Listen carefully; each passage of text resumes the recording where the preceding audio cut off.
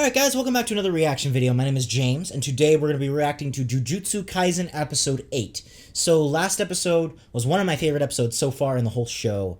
We got a lot of time with Gojo Sensei, and he faced off against the one of the curses, and he completely wrecked him, okay? We saw these new curse realms that we got a bunch of powers, a bunch of different things. That was really cool.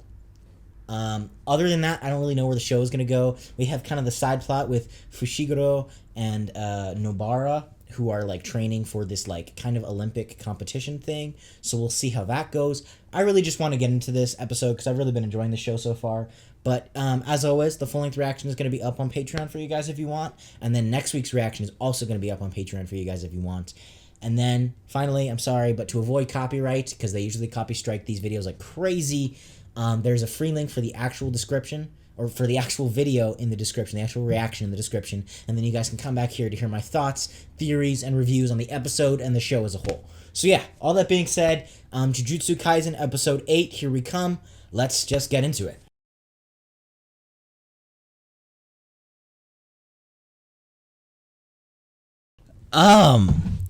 That was a great episode. Gojo, I'm sorry, I know he's not the main character, but he is easily now my favorite character. 2 episodes in a row.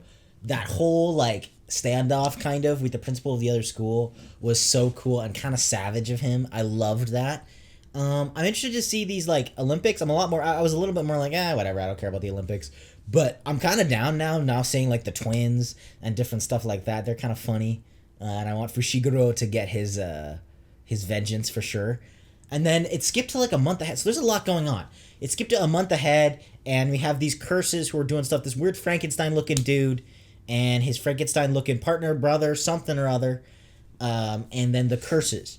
I think the other guy that we're saying, I know I keep forgetting names. The other guy who was in the other episode, who was kind of their leader. He seems to be involved in some sort of event that happened. Some sort of scandal, some sort of something. My guess would be that he's a student, because people can see him.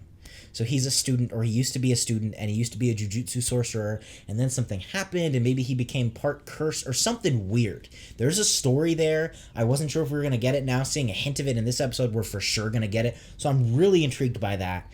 And then there's just the obvious question of okay, but what are they also doing?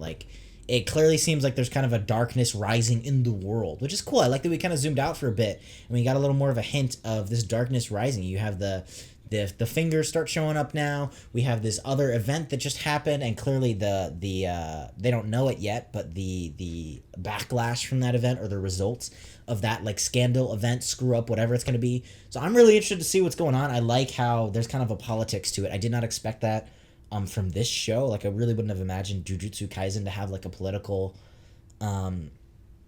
almost kingdom versus kingdom element. It's not that, it's in the modern day, but I really like that, actually. And so I'm really fascinated by that side of it. And then I think Itadori, he might show up for the competition. I don't know. I think they might have said that last episode, which is going to be even cooler now that we have these twins trash talking, or they're doing all this BS, and Maki, all these different kind of people. Everybody's getting trashed on, and then Itadori is going to show up having trained. He's watching his Japanese Lord of the Rings, and he knows how to control his curse. All that, I want to see him show up. Also, new loved character, Maki. She was really cool. There was that little moment between her and Nobara that was really subtle, and I really liked that. Sometimes anime can be a little bit on the nose with character development, where they'll kind of just pause an episode and do a flashback, which I'm okay with. But that was done really subtly, I don't know, it was kind of this little moment, and then they moved on, and it made me really endeared to her character. So I really liked that moment. And, yeah, this was a great episode. This show is getting really, really increasingly better as the episodes go on, so I'm really excited. But yeah, as always, thank you guys so much for watching. You guys are the best. Full-length reactions are going to be up on Patreon, as well as next week's reaction if you guys want to kind of support these anime series and keep them going. And yeah, thank you all so much for watching. I will see you all in the next video.